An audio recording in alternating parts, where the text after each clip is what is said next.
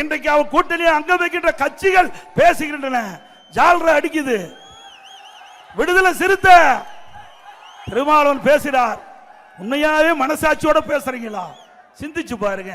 மனசாட்சியோட நீங்க பேசுறீங்க. 41 உயிர் இழந்து இருக்கின்ற இந்த நேரத்தில் ஏதோ குற்றச்சாட்டை சொல்லி ஆட்சியாளருக்கு தூபம் போடுவதை விட்டு விடுங்கள். இதே திருமாவளவன் திருச்சியிலே நீங்க மாநில மாநாடு நடத்துறீங்க. நீங்க எப்படி எல்லாம் உங்களை அலக்களிச்சார்கள் என்பது நீங்களே வெளிப்படுத்துறீங்க.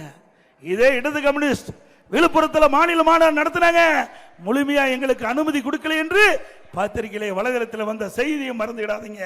உங்களுக்கும் இதே நிலை ஒரு காலத்தில் வந்தே தீரும் என்பதை நீங்கள் எண்ணி பார்க்க வேண்டும்.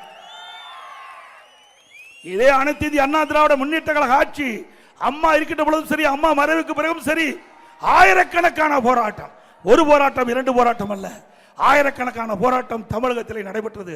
அத்தனை போராட்டத்துக்கும் அனுமதி கொடுத்தோம், அத்தனைக்கு பாதுகாப்பு கொடுத்தோம். எந்த சம்பவம் இல்லாம எல்லா கட்சிகளும் போராட்டம் நடத்தினார்கள். அது ஜனநாயகமாக நாங்கள் பார்த்தோம்.